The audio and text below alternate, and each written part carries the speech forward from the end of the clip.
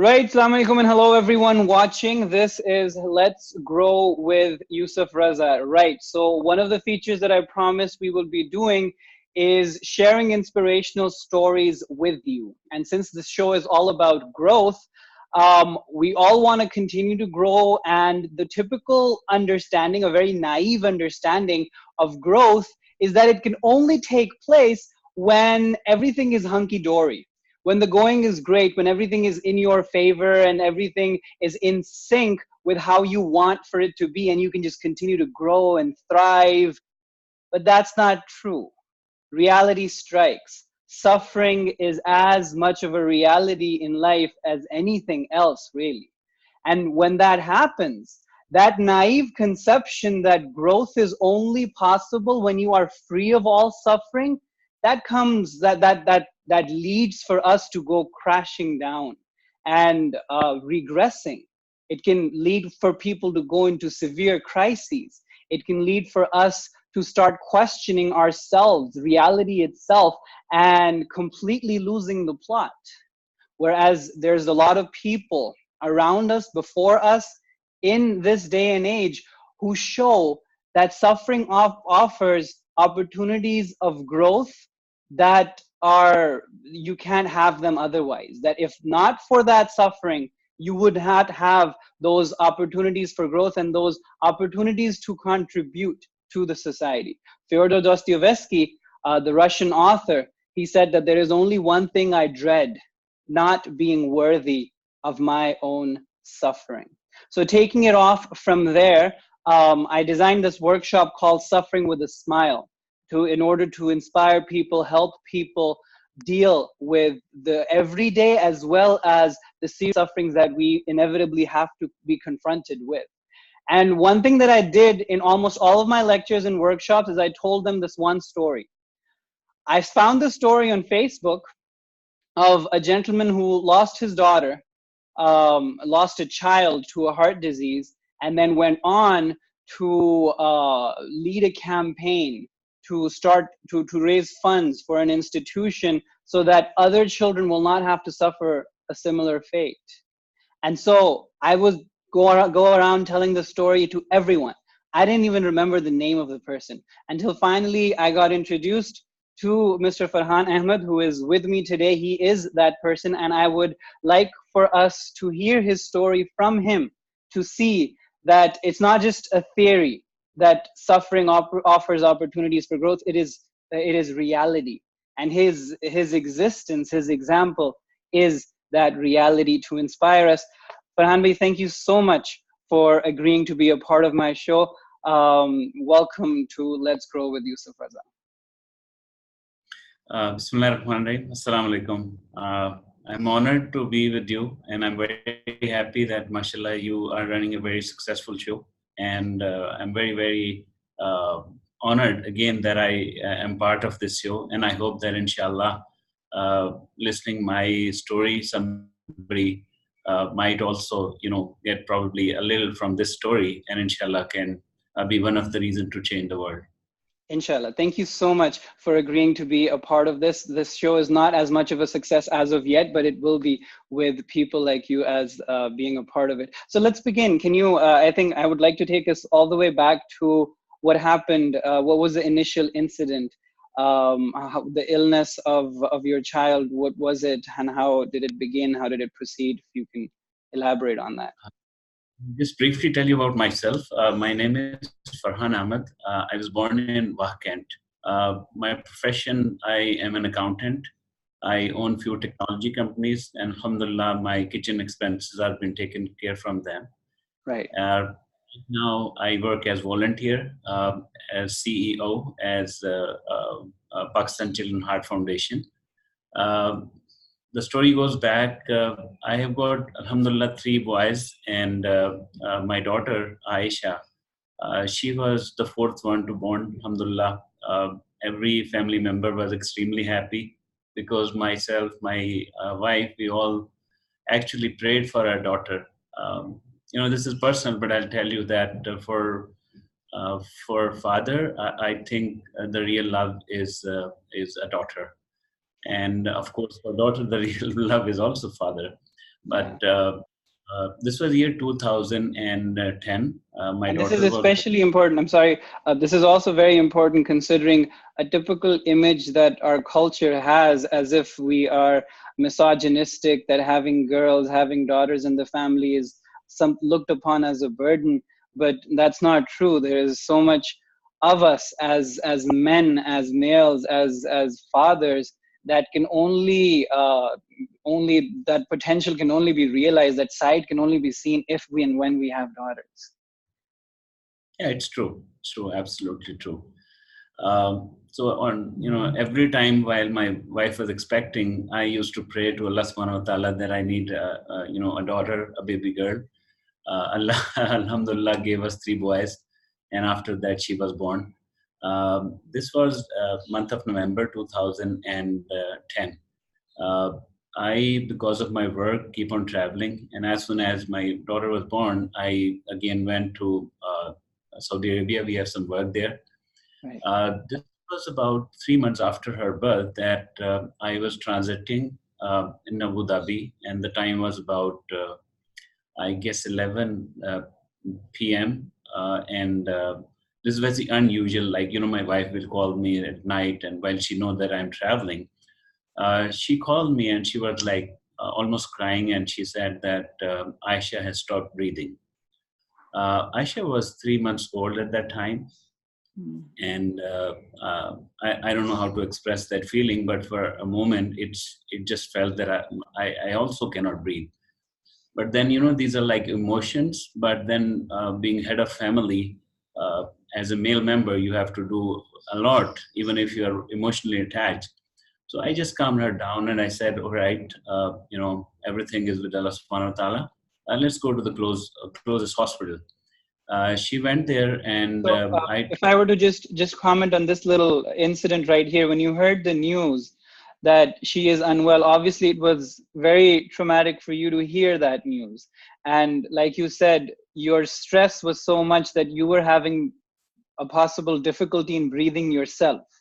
But the meaning that you saw in that situation, that the responsibility that you carried to stand strong for the rest of your family, that allowed for you to cope with the, as significant as that distress was, you were able to hold yourself together.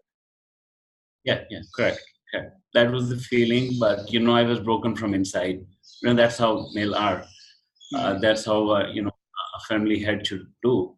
Anyway, those 2.5 hour flight from Abu Dhabi to Lahore was one of the most difficult flights I took. I just keep on, praying to Allah Subhanahu wa Taala that everything goes well. Um, I went directly to the hospital, directly from the airport. Um, to make it short, it was like three painful days and nights. And the unfortunate part was that the doctors were unable to diagnose. Uh, and this is later on we found out that this is one of the usual thing that individuals who go through this congenital heart defect, unfortunately, the facilities are not adequate. That even a pediatrician and a specialized hospital. I don't want to name the hospital because it was a private hospital, but I don't blame them either. That's how the system is. It took us about 3 days, 3 nights. Myself, my wife, the whole family. And that's again, I would like to share that, Alhamdulillah, in our part of the world, if anything goes wrong, the whole family support is there. So my sisters, my brothers, my uncles, and I feel pride, in sharing this, that this is what our values are. Yeah. I know they can't do much, but being there, next to you when you need them, means a lot. At that time, my parents were also alive, alhamdulillah. So Mm. my father came from Waka, and my mother came, and we keep doing what we can. Um, I just in wanted that, to I just wanted to take that point. There should be a lot of physicians, doctors listening to this as well. And I've worked in a public hospital myself. As doctors on duty, we tend to get annoyed by the extensive family that is with the patient, and that seems to be getting in the way. But that's us not understanding the plight that the family is going through, and how much that family support means to them at that time. That social support is as important psychologically as our presence as doctors is for their physical health, right? So for all the doctors listening, all of you out there, that family is there for a reason. They're not there as an obstacle in your path. They are so incredibly important as a psychological and social support for your patients, and that's why you need to respect them all the more. Sir, please continue. So these 3 days, 3 nights, and finally we got to know that Aisha is born with one less chamber. Uh, we There was multiple challenges. She was born with tricuspid atresia, pulmonary atresia, and I don't know what else. At that time we didn't know. By the way, then we get to know two physicians. One was Professor Masood Sadiq, and then surgeon Dr. Asim Khan. Right. Alhamdulillah, we didn't have any financial challenge as far as taking my daughter to outside Pakistan. Right. But the time was very critical, and the doctor said that she had to go through immediately a BT shunt, which Right. was the first procedure which was required for her as a life-saving procedure. Right. Another procedure went well, and but moving from one private hospital to another private hospital, there was so much unfortunate things that I experienced myself. Even this is very unfortunate, but I would just like to bring to your attention so that the rest of the people also know. Yeah. While moving my daughter from one hospital to another, when we requested an ambulance with an oxygen facility, it took us hours and hours to find out that unfortunately we don't have any oxygenated ambulance available. Anyway, we arranged that, but the worst part was that the And we're driver. talking about the most sophisticated, most the tertiary care hospitals of the highest level in the private arena, right? Correct. The challenge was that this hospital was not willing to go to that hospital, so a lot of unfortunate problems. But the thing which I wanted to highlight, that the driver, while moving my daughter from one hospital building to the ambulance, he tried to put the oxygenator directly into her vein. And I said, "What the hell are you doing?" He said, "I'm just trying to put the oxygen." I said, "Come on, don't touch my daughter, and let me do what I think. I'm being a non-physician. I know this is not right what you're doing." But I'm trying to say that unfortunately, there is lack of training for the driver, lack of training for the physician, lack of training for the paramedic staff. And these are very basic things. You don't put the oxygen directly into the vein. That's just for the support of. Anyway, uh, we went through the surgery. Alhamdulillah, it went well, and we were all outside again the hospital operation theater praying whole night. It was a very normal procedure, but for parents and for the family, I can't explain you how difficult it was for us to stand outside the operation theater. Alhamdulillah, the procedure went fine. But during her recovery within the hospital, she had pneumonia. And the procedure, which used to take about uh, 2 days, and we were expecting her to reach home on third day, it took us another 14 days uh, because pneumonia had to be, taken care by the hospital. And again, within those 14 days, what we had experienced, now I think that, by the way, there's nothing coincidence. What I've learned in life is that everything happened because of the reason. So Aisha had congenital heart defect, then she went through a procedure, then she stayed there for 14 days. So everything was, somehow, somewhere, some planning was being done. So in And retrospect, you can those. identify that there was a meaning in all of those situations, regardless of how traumatic they may have been for you. Yes, yes.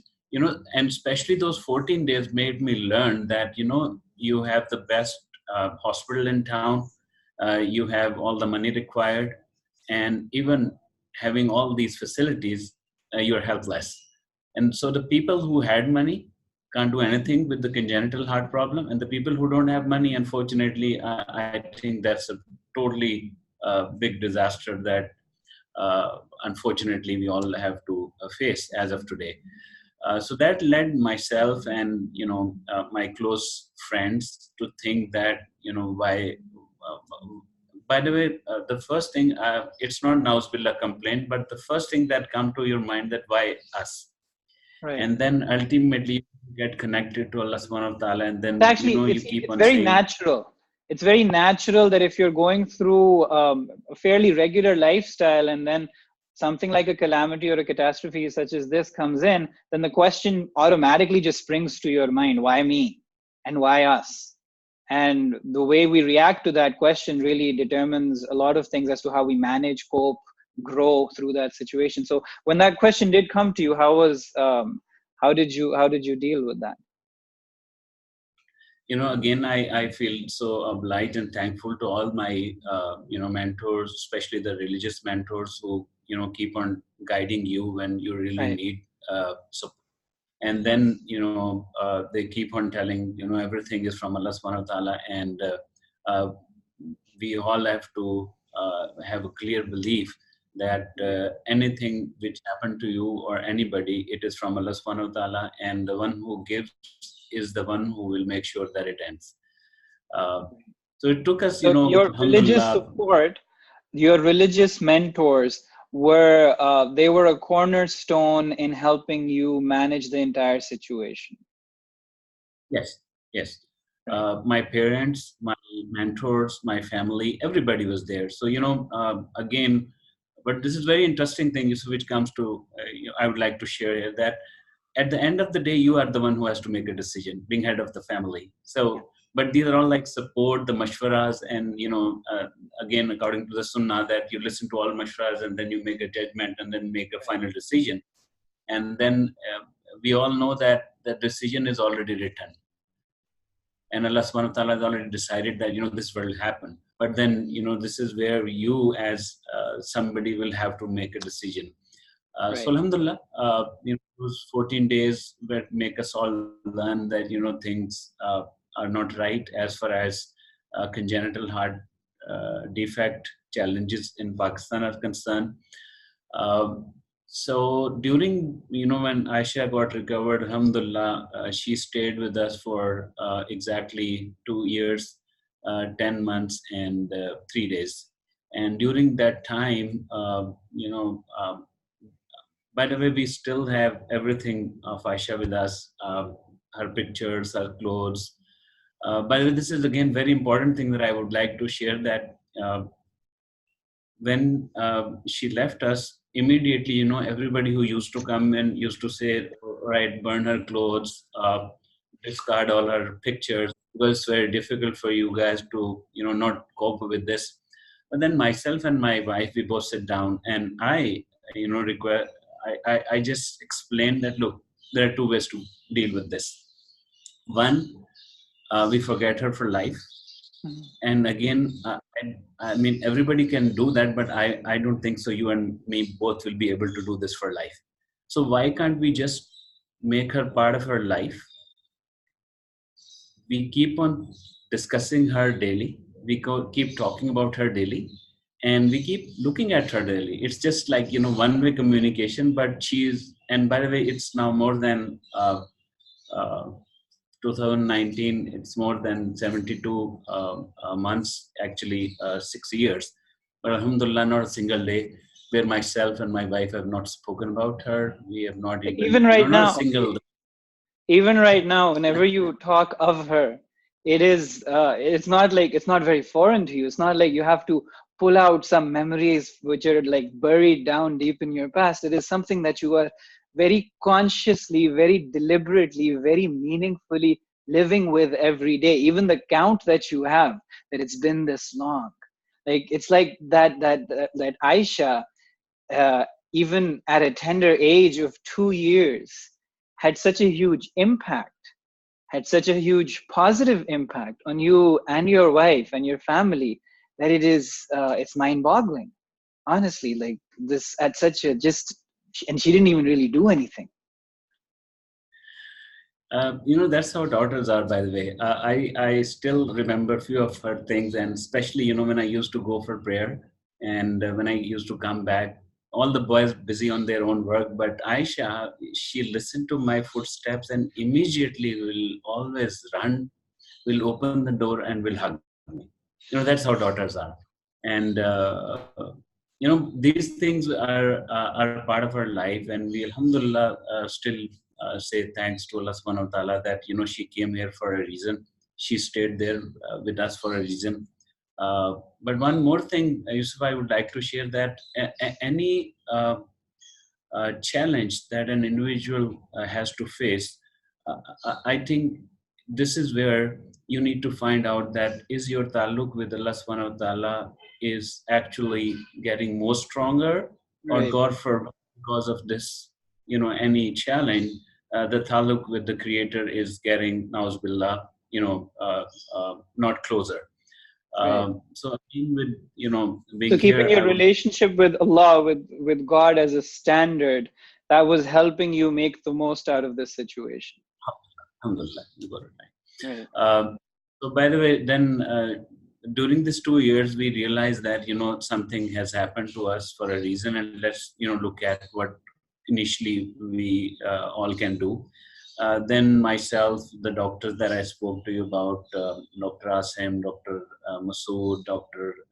Salman, and rest of the people around me, we asked them to let's sit down and see what we should be, really doing some meaningful steps in terms of how we all can do something for This is after people. she's passed away. No, no, no. This happened while she was alive. Right. Okay. Okay. While she was So this is alive, after the pneumonia part when she's recovered from the hospital and you come. Okay. Okay. correct, correct. Right. And that 2.5 year, it was not very active, but it was not, really non-active as well. But initially, what we did, we just called our friends that look, Sultan, if you have any zakat you want to spend, give it to us, and we Right. start financing a patient who can be recovered with one surgery, Right. but they don't have money to really do that.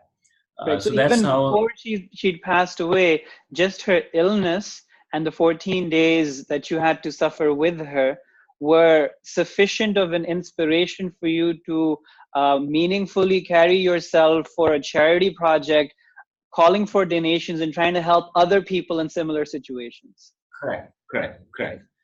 And in 2013, I guess I don't have an exact number, but we supported 5 procedures. Wow. Next year, we supported, 20, then the next year, it keep on, alhamdulillah, uh, reached to a stage now today, we support 1 procedure a day. Wow. And each procedure costs around 500,000 rupees. Um, that's a lot of money, and we are very That's thankful amazing. to all of our donors, our friends, that now this has become an institution. Uh, by the way, when we were discussing this and the idea while Aisha was alive, we formed this as a Section 42 registered charity. Right. We really as a proper the way you start a new business, you plan Right. everything, you Wow. and you write mission statement. Then we collected people from all across, few lawyers, few retired FBR members, few journals, all these, a professional team, Right. alhamdulillah. And I can tell And that most people don't recognize, especially those people who are not familiar with the Pakistani culture and setup, setting up an NGO or a charity institution is not a joke in any part of the world, but it's especially not easy working in the circumstances. There is so much red tape, there is so much bureaucracy, there is so much that you have to deal with that you just get to the point of I just want to give up. I'm trying to do something good, and people are making it even more difficult for me than it already is. So the team that you picked out, and the fact that you looked at it like a business, like you would prepare and launch a business model, because that tells me right now, right here, that okay, a lot of us go through a lot of difficulty, and we want to cope with that, and we resort to charity, or we resort to doing good things to feel good about ourselves, but we don't what it takes to go take it as seriously as we would take other dimensions of our life. That's usually missing. It's something of a part-time fix. It's something that we're looking to just appease ourselves and, compensate here or there. But this is you took this up very, very seriously as you would take up a personal business. So, and Alhamdulillah, I think the challenge is, again, you rightly mentioned that it is not just, starting an institution. The first biggest challenge was to sell the concept. Right. I'm using the wrong word sell, but that's how. You have to pitch it. It's a marketing pitch. So I took hours and hours, literally, to convince the team, the people around us. The first thing that myself and my wife, we agreed that we will never use, our family name part of the foundation. Right. I mean, a lot of people now tell me that why don't you change the foundation name to Aisha Memorial, and something like this, where you keep remembering her. So we principally decided, no, this is a Pakistan problem. Right. Actually, it's no problem. But since we live in, mashallah, Pakistan, right now our focus is to fix issues related to our country. So and the challenges are greater. The challenges are greater in our individual, and our responsibility is to our immediate society too. Right. So we named this Pakistan Children Heart Foundation. Second challenge is, the vision. How do you write a vision? How do you, really write mission? So for that, I don't know. I do have somewhere in my notes that I at least met at least 100 plus influential people. Wow. And who helped me, how to write a vision, why vision is so critical, why vision should be wrote after, considering when you and maybe one generation won't be there, all these things. And then telling people that, look, we can't simply count on the government setup, because they have their own priorities, they have their own challenges. Just one quick example, the diarrhea is so big challenge for current health setup. The amount of money that we will spend on one procedure, if the same amount of money may be spent timely on diarrhea fixing, maybe they will be able to save 400,000 children. On the other side, our biggest argument always, and one of the doctors said this to me, that if we start something, and if we spend 500,000 in saving one child, why don't we spend 500,000 and save 500,000 child? And my simple answer, and Allah gave me that, alhamdulillah, point to, I said, the person or an individual who is born with congenital heart defect has the same right to live, the way diarrhea or anybody has to live.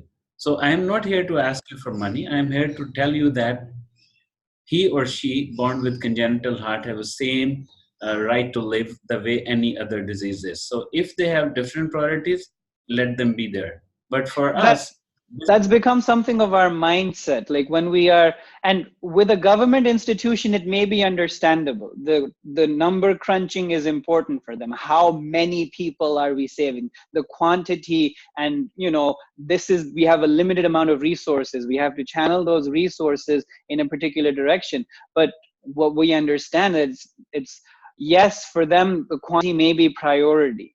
But considering the devastation that you went through, the lessons that Aisha taught you, and through you, us, it's every child matters.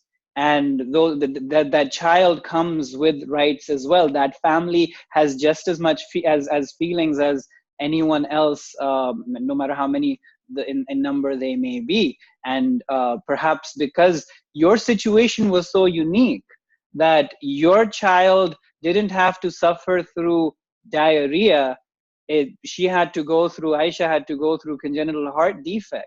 And so now hundreds and hundreds of children, perhaps maybe numbering even in the thousands now, who have congenital heart defects, are getting attention because of that experience that you went through. Yes. But again, what I've learned in life, Yusuf, is that opinion does, have a value, and everyone has its own opinion. Yeah. But you first have to, make yourself clear, have a connection with Allah subhanahu wa ta'ala, be clear what you want to do in life. Right. And alhamdulillah, Allah subhanahu wa ta'ala really guided, whatever I'm doing today, or trying to do today. Right. We all believe that someone will have to do it. If not us, someone else will do it. So till the time Allah subhanahu wa ta'ala has given us energies, efforts, and all we have, we should put everything to, do something really meaningful for the CAT patient. Right. So just, it's not just your connection with Allah, your understanding of the ultimate meaning of the universe, of reality, of humanity, that didn't just help you in coping with the period of suffering that you went through with the immediate illness of your daughter and her passing away, but it also helped in motivating the continuous process of the social contribution that you came up with as a consequence. So that was a consistent source of support. That your personal meaning in life is very heavily informed by and inspired by your understanding of ultimate meaning, your relationship with Allah, and your understanding of religion. Good, great. That these are invaluable lessons. Please continue. So as I explained, that the first challenge was to let the other people come on board. The second was to give up everything of yours. So, I said, we don't need name. We don't need anything associated for us. So we formed this institution. We went and met with, alhamdulillah, a lot of people. And then we all sat down and we decided that these 11 directors are the one who should, inshallah, join as a foundation. Right. Then what we did, Yousuf, we looked at the other successful model. What other congenital heart defect associations outside Pakistan are doing. Right. So we found a lot of good institutions in Europe, in UK, in US, and we started to contact them. Right. And finally, came up with 4 areas that are These really... are institutions, perhaps they have stories in their foundation similar to your own, and now we see a lot of these stories coming together and contributing, mutually supporting for the upliftment of the community. Correct. So basically, we came up with 4 areas. The first challenge is awareness and advocacy. Unfortunately, 50,000 kids are born every year with congenital heart defect. And this is again a conservative number. Right. And out of that, 25% immediately need surgery or any procedure in the first year of their birth. And the rest need, about half of them, any procedure, a meaningful procedure in any time during their lifespan, if they're able to make inshallah good living. This was the first thing: awareness and advocacy. Right. Second, we focused on making sure that any donation come to us in terms of zakat, non-zakat, should be kept separately. Now, this is again a very debatable point. A lot of people believe that construction and zakat, right. But we respect everyone's point of view. And however, we as a board decided that zakat money should be kept separate. It should be kept according to the zakat principle, and it should be spent according to the zakat principle. Right. So now is that we keep on supporting financially the procedures of underprivileged children. And alhamdulillah, till date, we have done 1,662 cases. Wow. MashaAllah. And a total amount of almost like 563 million rupees. This was the second thing we did. And third is capacity building. Because there are about 6-7 institutions in the whole country who are doing some, alhamdulillah, good work as far as congenital heart defect procedures and cure is concerned. However, we strongly believe that people who live in US, Europe, UK, if they come train local resources, inshallah, a time will come when these local people will be so much equipped that we will not be dependent on others. Right. So the third, we focus on capacity building. Right. And the fourth, the real project that we all envisioned is building a 100-bedded children heart hospital and Research Institute. Right. Right. The reason I quickly mention all these three and focus on the fourth one is that the biggest challenge that I used to hear from everybody that, look, you're building your own small mosque, why do you need a separate hospital? Why you really want to do all this? Right. Alhamdulillah, people like Dr. Abdul Bari Khan Saab from Indus and a lot of, mashallah, people who has really made difference in Right. terms of health. They have reached to, alhamdulillah, same point of view that we as a country need a dedicated children heart hospital and Wow. research institute. Right. And this is just a hospital. It will be, inshallah, a flagship, a real state of the art research center.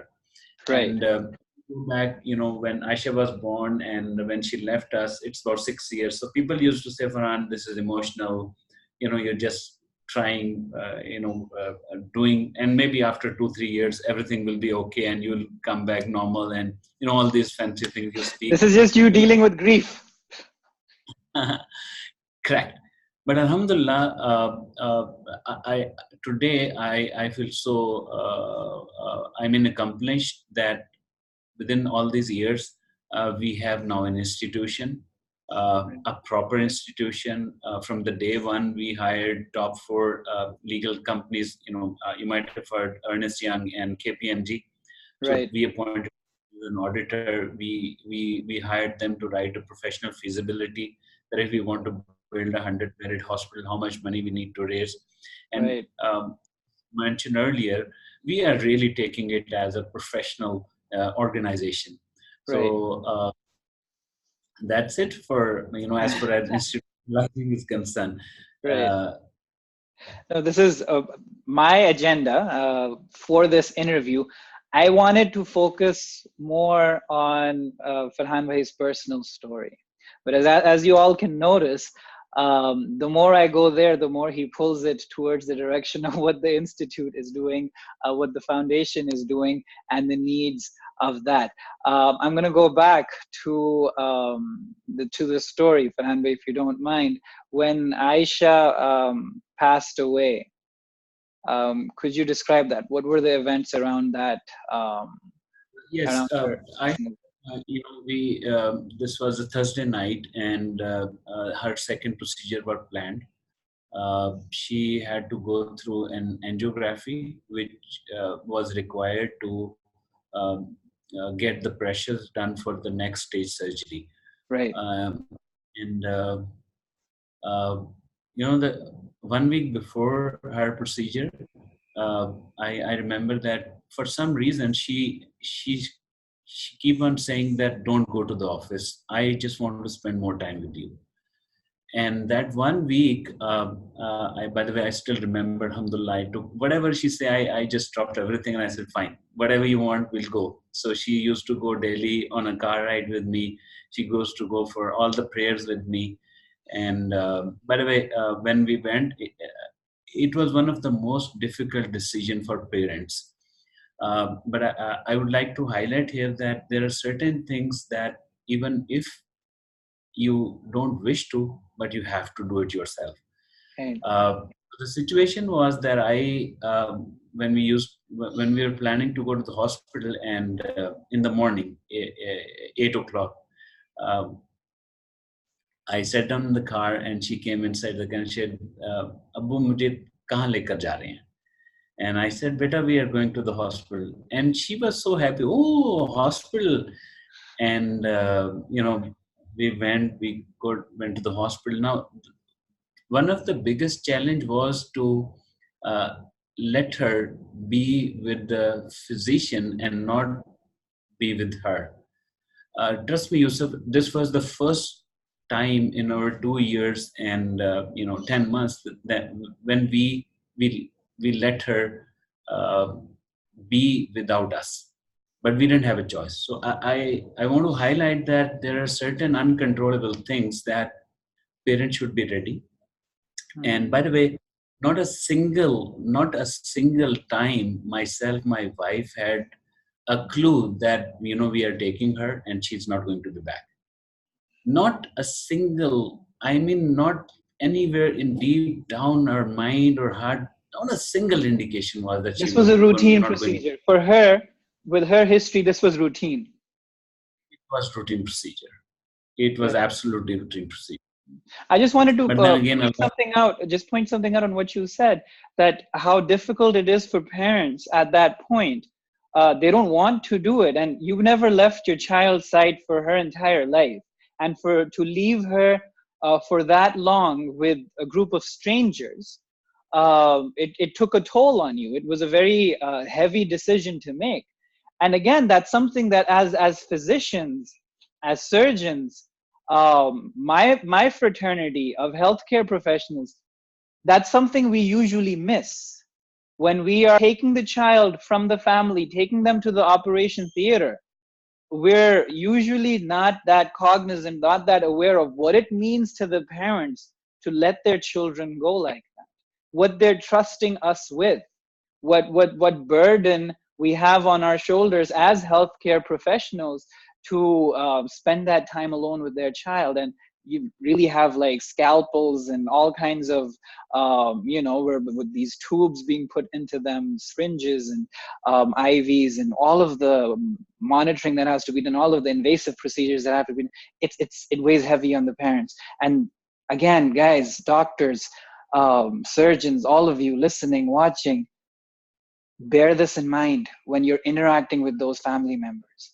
Our dismissal of their feelings makes their physical recovery compromised from their psychological recovery in its own place. Their physical recovery needs that we treat them with empathy, with care, with concern, with love, keeping all of their concerns in mind. So this is coming from an attendant's point of view, a patient's attendant, and what they have to go through, all of what we need to learn. Unfortunately, something that's not regularly taught to us in our MBBS. When we're studying to become doctors, we don't read any books written by attendants of patients, what they went through. So that part of that informs our education as doctors. Maybe that's something that needs to be done, right? So please, I'm sorry, please continue. I just keep very going on. much you have pointed this out. Thank you. I really appreciate this. So I'll tell you what. Uh, Once she left us after we all recovered, then we we we as a parent, what we regret today is that why did we leave her alone in the ICU? By the way, everything is decided from Allah subhanahu wa Right, ta'ala. So we are not questioning that. But we somehow believe that this was the first time ever in those life of Aisha that she was not able to see her mom, she was not able to see her father. So then I started to look at what other people are doing. And luckily in the United States, you know what they do? They have 24/7 access of these little babies to see their parents, which help them recover fast. So wow. this was one of the things now we have written in our mandate of this 100-bed specialized children heart hospital, that inshallah we will build a proper ICU where parents are able to access most of the time and they are able to see the child and child is able to see them. And trust me, and I am a strong believer that uh, these problems. And by the way, I'm just not just being emotional. I can share figures with you that people who see their loved ones, immediately their recovery becomes fast as compared to the people who they don't see them on a daily basis. Right. So I'm thank you very much for bringing this to everybody's attention. By the way, again, I don't blame the physician here, especially in Pakistan, because I'll tell you something. A person who should be able to maximum see, in all developed countries, what happens is that at least 30 minutes are given to one child and the parents where they do the counseling, and before those 30 minutes junior doctor will guide them, will properly get all the vitals here. And in one of the government set up OPD, a normal child cardiologist has to see almost 400 patients a day. So you can't honestly, Can we reduce the number to 20? No. Can we tell them to be all 400? No. But yes, at least if we plan things today, maybe in next 10 years, 20 years, 40 years, 50 years, inshallah, time will come when an institution will keep on telling these are, the protocols, and this is the maximum we are going to see. The rest should move to some other setup. So thank you again for bringing this. That there is a huge, uh, uh, a vacuum which needs to be filled. Right. So the burden that we have to shoulder, it contributes to how we cannot even express or the required level of empathy and take care of the psychological concerns. Of course, that doesn't give a sufficient excuse for any of the physicians or the doctors to be rude or to not care for the feelings at all of the people that they're interacting with. We may have very little time because of the burden that we have on our shoulders, but the very little time that we have, if that is the interaction is humane, if that interaction is caring, if that interaction is empathic, that too would go a long way in supporting the family psychologically. Thank you very much for your empathy towards our profession. Actually, please continue. She went through her procedure of angiography, and again, letting her go inside the angio room and then bringing her back from there to the ICU. I remember every single moment. I remember when when the doctor gave her anesthesia, how she was not comfortable. I just felt that was the first time, Yousuf, I felt something is not right. Right.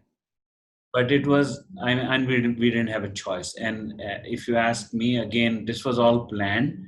But that was first feeling when they just put her anesthesia, and during anesthesia, the way she reacted while I was holding her, that just somehow triggered something is not right. Anyway, alhamdulillah, her angiography was fine.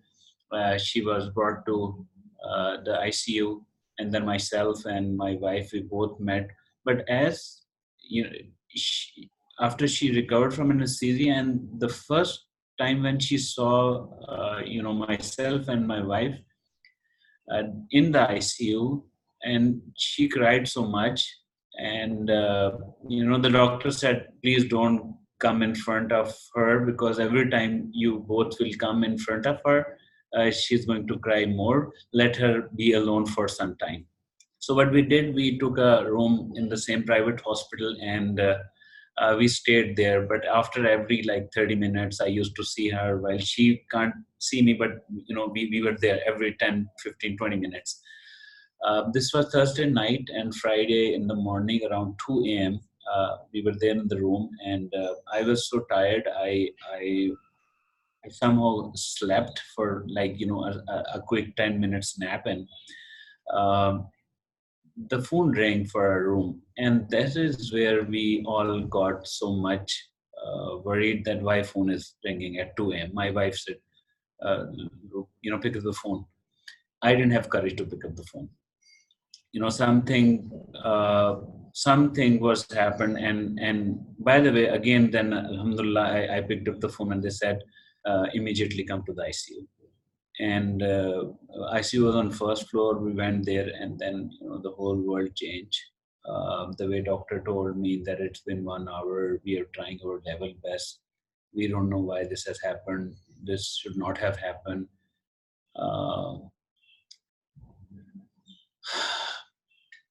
It was definitely a difficult time for everybody. But as Allah subhanahu wa ta'ala, gave us support, vision. The first thing, myself and my wife, we said 2 rakat, alhamdulillah, nawafil, and said alhamdulillah to Allah subhanahu wa ta'ala that whatever, we all have to go one day, Yousuf.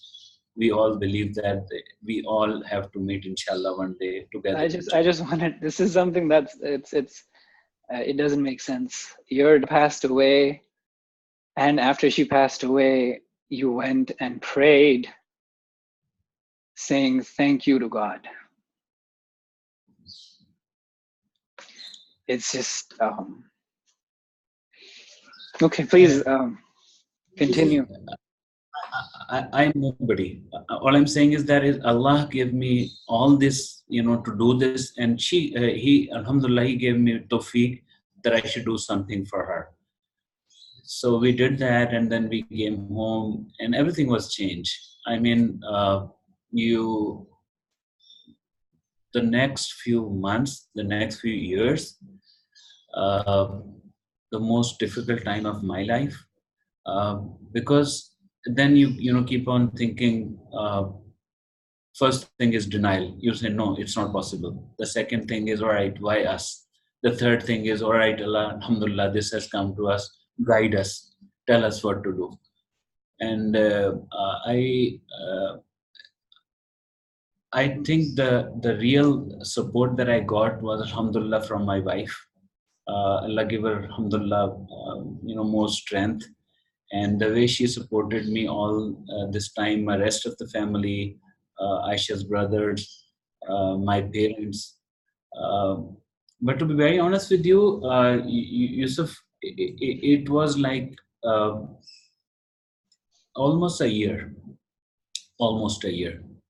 that uh, it took me so much time to be really back to the world.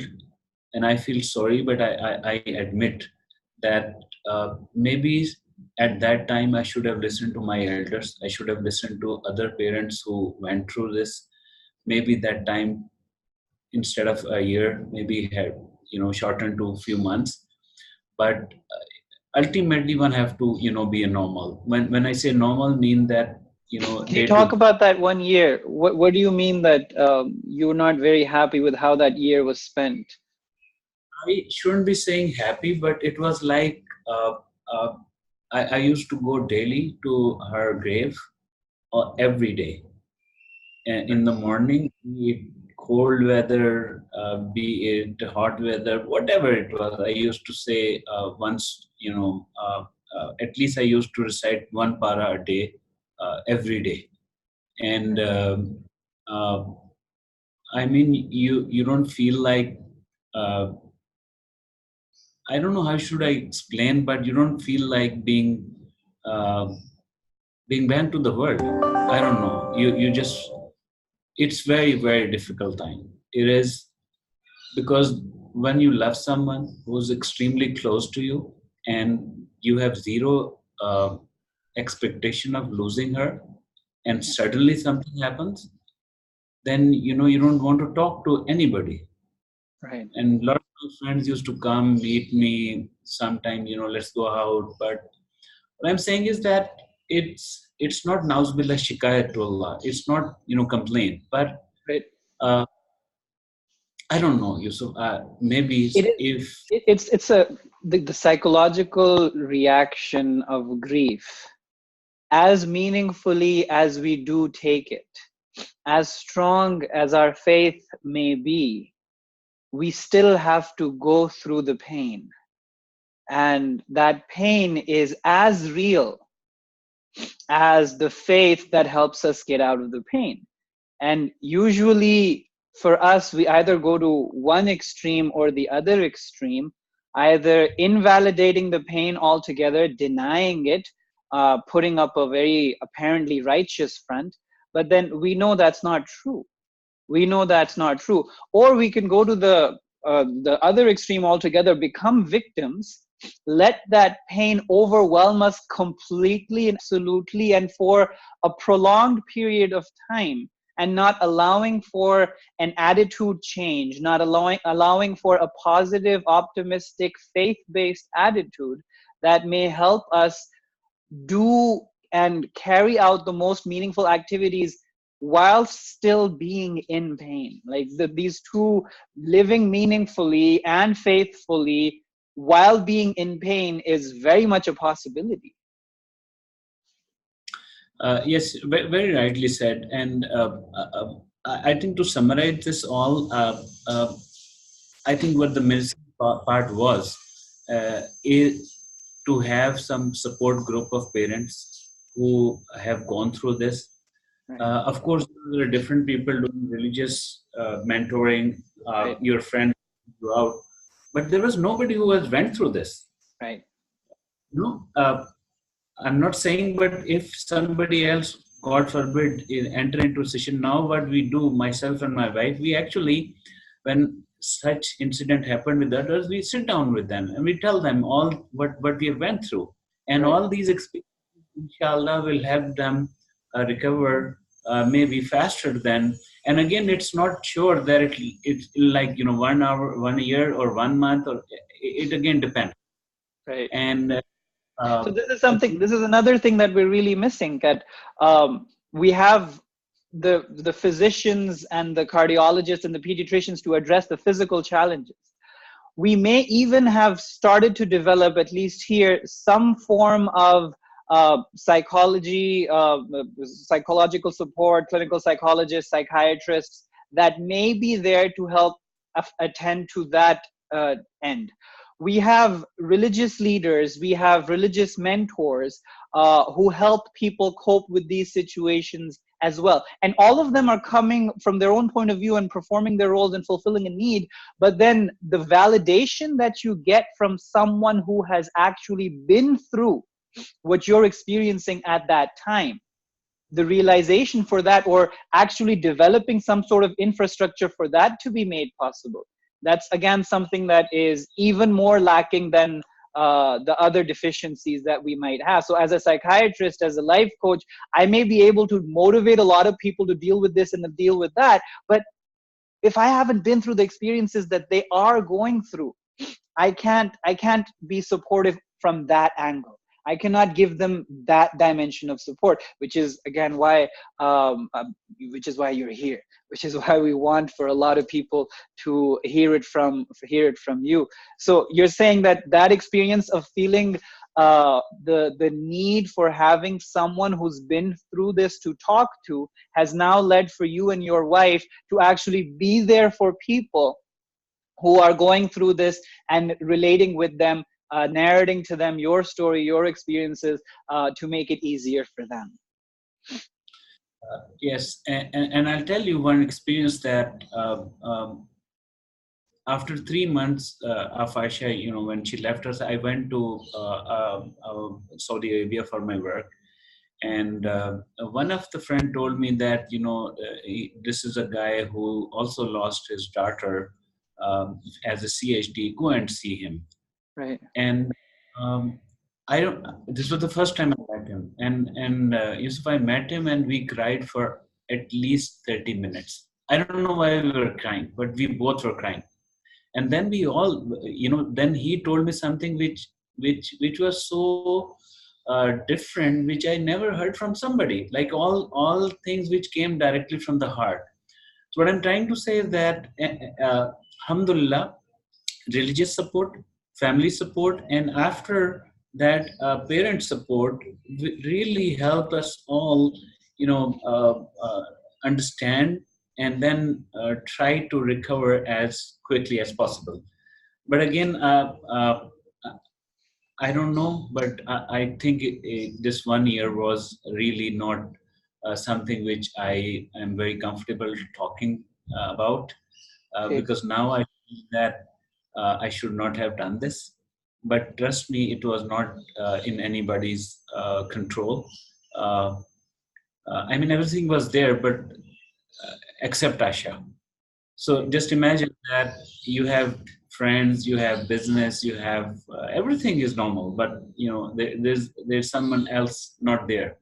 Alhamdulillah, the biggest motivation for us, which again is that inshallah she is waiting outside Jannah, and she must be proud of what we all are doing. Imagine just one Aisha, and on the other side, alhamdulillah, 1600 families. And again, it is not just me alone. It is an institution now. Uh, we started OPD, we started a procedure in Karachi, in Sindh, in Peshawar. And again, I think first lesson learned is that you have to believe. in Allah subhanahu wa ta'ala again and again. And then you have to believe that, something has happened to you for a reason. And now it is up to you to get something positive out of it, or God forbid, take it negative. And again, it is only with Allah subhanahu wa ta'ala tawfiq that Allah gives you opportunity to do something. But I mean, as a human, we all, alhamdulillah, have a connection with our Creator. And you yourself will know that you are doing this for what? Are you doing this for Allah? Are you doing this for fame? Are you doing this for money? Are you doing this for XYZ? But if you really want to do something meaningful, I think first thing is give up everything and just, try to connect with the Creator. And inshallah, then people will start immediately, connecting with yourself. And that's alhamdulillah, which happened in this case. It's a proper institution, SCCP registered. By the way, I forgot to tell you that we all directors work as volunteer. We don't get paid, alhamdulillah. All admin expenses of this institution, directors paid from their own pocket. So any donation which goes 100% on patient treatment. Patients. Actually, now Miss Baul Haq, our former captain, and now has multiple responsibilities. He's also one of the directors now, Wow. and we have alhamdulillah received donated land. We are about to complete the design phase. The LD approvals are there, inshallah. And if all goes well, very soon, inshallah, we'll do the groundbreaking for this hospital, inshallah. Thank you so much, Farhan Bhai, for sharing your story with us. Thank you, all of you, for being a part of this show. Um, you know, as motivational speakers, as counselors, a lot of time we're just words. We have lessons, wisdom, borrowed wisdom mostly, to share. But when it comes to people who actually walk the talk, who've actually been through that, that's true inspiration. Our words are dead. Our lessons are dead. It is examples like these that pump life into them.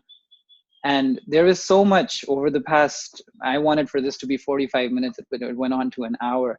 And we could have gone on for longer. There is so much to learn with respect to what religion has to offer, what faith has to offer. See, we can just sit on our social media and criticize religious people for this, and that activity is the fault of religion, and fanaticism here, and extremism here, and terrorism here. Fair enough, all of that is wrong and bad and should not be happening, but do you really want to throw out the baby with the bathwater? Do you really want to deprive the society of this good? Of all of the hospitals, of all of these non-governmental organizations, the charities, educational institutions, if you go into the history of most of them, their establishment, their functioning has stories like these which give them their soul. And it's Farhan Bhai said that they didn't want to name the foundation after themselves. They didn't want to name the foundation after Aisha. But even if she's not there in the form of the name or the structure or the institution, she may not have a giant statue outside of herself. None of that. But she is the soul of this entire institution. All of the suffering that she went through, all of the pain that she went through, when we're actually going through it, our own pain or somebody else's pain, yes, the question, why this pain? It doesn't make sense. It should not be happening. It's cruel. It's unjust. It's this, it's that. But now with this story and so many other stories, we can see in retrospect how meaningful all of that pain was, how meaningful all of that suffering was. For one Aisha, now hundreds of children have benefited. Inshallah, thousands more will continue to benefit. We find in this story not just lessons about how there is meaning in suffering, but how there is meaning in guilt. That even at that point, there is certain regret that Farhan Bhai is carrying about how that year was spent and how it could have been spent better, and how spending it better is what he is doing right now. There is meaningfulness in death. That child, despite not being there, those 2 years that she spent there are not wasted.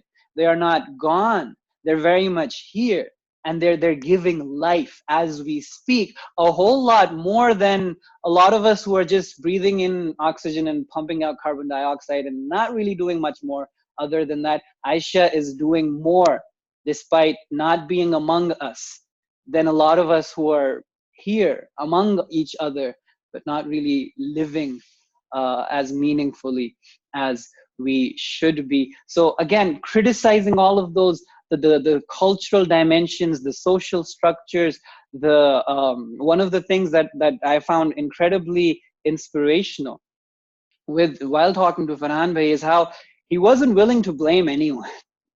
That throughout this conversation, I don't blame the doctors. It wasn't their fault. It wasn't his fault.